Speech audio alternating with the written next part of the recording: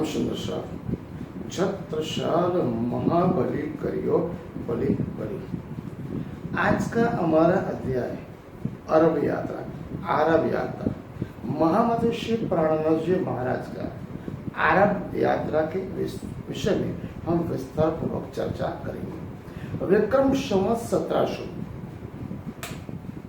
ईस्वी सन 1643 में महाराज ठाकुर प्रभु श्री प्राणनाथ के बड़े भाई गोवर्धन ठाकुर परमधाम गमन गए। अपने बड़े भाई गोवर्धन ठाकुर से महामती प्राणनाथ जी महाराज का धार्मिक और आध्यात्मिक लगाव, साथ साथ एक तन दो आत्मा, एक ही आत्मा थे। अपने बड़े भाई की मृत्यु से धामगमन से महामती प्राणनाथ जी महाराज बहुत दुखी और व्यग्र हो गए। संसार से उनकी विरक्ति हो गई, इतने व्याकुल विरह में रहने लगे, साधना में धर्म में अपना शरीर क्षीण कर दिया, खाने पीने की कोई शुद्ध नहीं रही। जब इस बात का बाल भाई को पता पड़ा, बाल भाई सदगुरु धनी देवचंद जी महाराज के पास गए। बोले, प्रभु एक तो चला गया परम धाम, अब दूसरा जाने की तैयारी कर रहा है, कहीं महाराज ठाकुर का कुछ अनहोनी बन न जाए, आप कुछ करिए। धनी देवचंद जी महाराज ने देखा शरीर क्षीण हो गया है, धर्म और आध्यात्मिक साधना, अपने बड़े भाई का विरह और वियोग से दुखी है, इन्हें कुछ सांसारिक लौकिक कार्यों में जोड़ना पड़ेगा, अन्यथा कुछ घटना बन सकती है। 1646 में धनी देवचंद जी महाराज ने उनके सहोदर साथी भागवत कथा में आने वाले गंगजी भाई के छोटे भाई 25 वर्ष से जो खेता भाई प्रारंभ में कुछ धन संपत्ति व्यापार व्यवहार के लिए जो गए थे, उनको वापस बुलाने का काम महाराज ठाकुर को सौंपा। इस बात की पुष्टि स्वामी श्री लालदास जी महाराज ने अपने ग्रंथ वितक में वर्णित की है। लालदास जी लिखते हैं, संवत 1773 में हुक्म हुआ श्रीराज गंगजी भाई के काम को तुम जाओ श्री मेहरा। खेता भाई गंगजी भाई का गया है प्रारंभ, 25 वर्ष इनको भये, तुम सिताब जाओ। अब महामती श्री प्राणनाथ जी महाराज जामनगर से प्रारंभ के लिए निकले। 40 दिन नाव में बैठकर समुद्र में जब वो प्रारंभ पहुंचे, खेता भाई से मिले।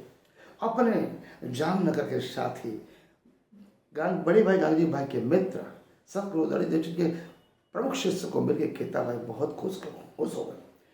कितने ही लोहाना क्षत्रिय वहां थे, सभी धन संपत्ति व्यापार के लिए वहां इकट्ठे 25 साल से पड़े हुए थे। देश आने की किसी को कोई इच्छा नहीं थी, इतने अपने धन संपत्ति व्यापार में मजरूफ थे, उनको समाज और देश की कोई पड़ी नहीं थी। प्रभु श्री प्राणनाथ ने गांधी भाई को यह बोला कि आपने 25 वर्ष प्रारंभ में धन संपत्ति व्यापार व्यवहार और लौकिक कार्यों में आपने लगा दिया, अब कुछ धर्म और आध्यात्मिक एवं आत्म कल्याण के लिए कुछ करें। घेता भाई जो परम धर्म के ब्रह्म सृष्टि के अलावा किसी को भी आध्यात्मिक और धार्मिक ज्ञान नहीं मिलता, यथार्थम ज्ञान ईश्वर निधि है, बिना ब्रह्म सृष्टि कोई से पा नहीं सकता। खेता भाई महामती श्री प्राणनाथ जी महाराज ने अपना पूरा जीवन चरित्र बताया, सतगुरु धनी देवचंद जी महाराज का तारतम्य ज्ञान दिया, फिर भी खेता भाई को कुछ समझ में नहीं आया। खेता भाई ने संपूर्ण व्यापार व्यवहार धन संपत्ति पूरा महामती प्राणनाथ जी महाराज ऊपर डाला, बोला आप इसको इकट्ठा करो, मेरे पास समय नहीं। इस समय खेता भाई की आकस्मिक मृत्यु हो चुकी। महामती प्राणनाथ जी महाराज को इतना बड़ा व्यापार व्यवहार धन संपत्ति इकट्ठा करने में 4 वर्ष लग गया। एक समय की बात है, महामती प्राणनाथ जी महाराज कुछ कार्य के लिए दूसरे राज्य में गए। उस राज्य बसरा के काजी और राज्य अधिकारी की खेता भाई की इतनी बड़ी कारोबार धन संपत्ति बद नजर डाली। उन सबों ने महामती प्राणनाथ जी महाराज की गैर हाजिरी में सभी धन संपत्ति को इकट्ठा करके राज्य कोष में डाल दिया। महाराज ठाकुर प्रभु प्राणनाथ जब वापस आए, नौकरों ने बताया सब संपत्ति राज्याधिकारी ले गए, हमारे पास कुछ नहीं। प्रभु प्राणनाथ महाराज ठाकुर बहुत ही व्यग्र दुखी हुए। इतने 4 साल की तपस्या, किताब की मृत्यु, अब मैं कैसे दलित देवचंदी महाराज का आगमन का प्लान कैसे होगा, क्या जवाब दूंगा। वो ध्यान में बैठे और समय विचार मग्न थे। वहां के एक आरब दिव्य पुरुष आया और दिव्य पुरुष ने उन्हें दर्शन दिए। बच्चा, तुम्हें क्या तकलीफ है? महामती प्राणनाथ जी महाराज ने अपनी पूरी आपबीती उस पुरुष को बताई। उस पुरुष ने महामती श्री प्राणनाथ जी महाराज को बोला, आप अरब के बादशाह इमाम के पास जाइए। उसे अपनी पूरी आपबीती बताई, लेकिन जब वो बादशाह नमाज पढ़ने जाएगा उस समय उसका कुर्ते का दामन झटक के उसे ये बोलता, मुझे एक कार्य का दायित्व दिया गया था, उस कार्य को मैं पूरी तरह निभा नहीं पा, उस दायित्व को मैं आपके ऊपर डाल रहा हूं। जब परमात्मा के पास, परमात्मा का हाथ आपके हाथ में होगा, इस समय ईद के दिन जब परमात्मा आपका न्याय करेगा, उस समय में आपके पास से हिसाब मांगूंगा। यही बात है। प्रभु श्री प्राणनाथ पहाड़ से होकर रण से गए अरब बादशाह के पास, इमाम के पास।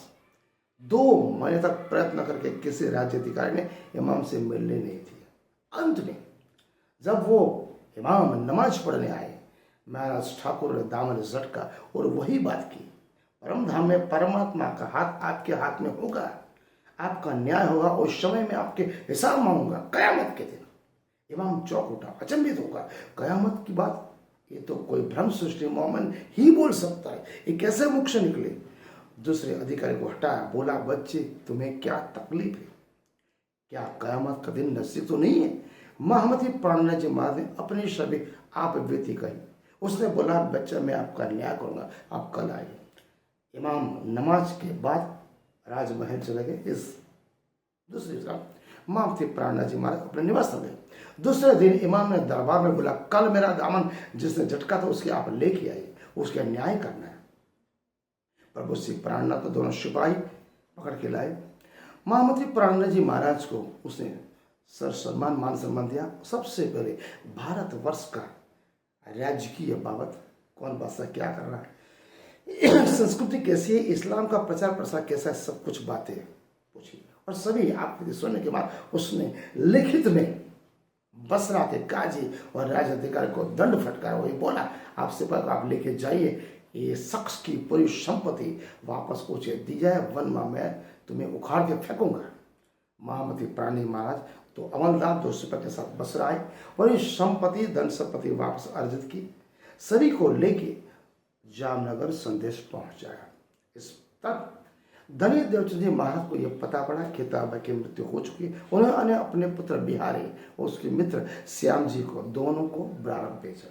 दोनों ब्रारब आए। महामती प्राणनाथ जी महाराज हरज को लेखा जोखा चौपड़े में लिखते थे और सभी धन संपत्ति माने जो कुछ था सभी बिहारी जी और श्याम जी भाई के सामने रख दिया। दोनों के मन में कपट था, दोनों के मन में कपट था। इतना निष्ठा, प्रामाणिक, ईमानदार होने के बावजूद प्रभु प्राणनाथ तीनों साथ में आए। जैसे ही जामनगर उतरे, बाल भाई ने इस बात की चुगली जामनगर वजीर से कर ली। जामनगर वजीर ने पूरी संपत्ति एकत्रित करते राज्य को उसमें डाल दी। ऐसे इसलिए कहा जाता है, जिसकी संपत्ति होगी उसी को मिलेगी। अगर आपके अच्छे कर्म है तो प्रभु आपके साथ है, वरना आपको अपने कर्म की भुगतान करनी पड़े। मनुष्य कर्म करता है, उसका भुगतान उसके हर जन्म में लेना पड़ता है। धर्म और आध्यात्म की जो पूंजी है वो आपके साथ जाती है। प्रभु श्री प्राणनाथ अपने मित्र बिहारी जी और श्याम जी दोनों ने मुझे बदनाम किया। इस बात से इतने खिन्न हो गए। 2 वर्ष तक जामनगर में रहते हुए भी देवचंद जी महाराज सदगुरु को मिलने की उत्कंठा मन में रहते, फिर भी वो मरने नहीं गए। इतना व्यर्थ और दुखी मन होगा, विरक्त हो गया। इस बात की पुष्टि लालदास जी महाराज ने वितरक में कही है, जो मैं आपको सुनाना चाहता हूँ। लालदास जी लिखते हैं, माँ फागुन के बीच में नाव चले जब, सो 40 दिन में पहुंच ही जाए ब्रारब तक। कार भर बखार का सारा सौंप दिया, तुम नौतनपुरी को चलो, दुनिया बहुतक जमा किया। 4 बस परवारते रहे ब्रारब जब, खेता पहुंचा अपने ठोर मौत होता। प्रणामी साहित्य में इस अरब यात्रा का स्वर्णिम अक्सर से लिखा गया क्यों महामती प्राणित जी महाराज 5 वर्ष तक ब्रारब रहे। अरब में इस्लामी संस्कृति, अरब संस्कृति, इस्लाम का धर्म, कर्म, शरीयत, कर्मकांड, वहाँ के वेशभूषा, भाषा, रहन सहन, सभी को उनको नजदीक से देखने का, परखने का मौका मिला। इस बात से उन्होंने कुलदीप सिंह वाणी में 2 प्रमुख जाति हिंदू और मुस्लिम का समन्वय की बात है। उन्होंने इस बात से कि दोनों प्रमुख जातियां एक ही है, एक ही परमात्मा की संतान है। सिर्फ भाषा, रहन सहन, खान पान और प्रतीक और धर्म भाषा में फेर है, अन्यथा संतान तो वो एक ही परमात्मा की है। इसलिए वो एक ईश्वर की उपासना की बात करते हैं। आज का अध्याय हमारे यहाँ पूर्ण हुआ। प्रणाम।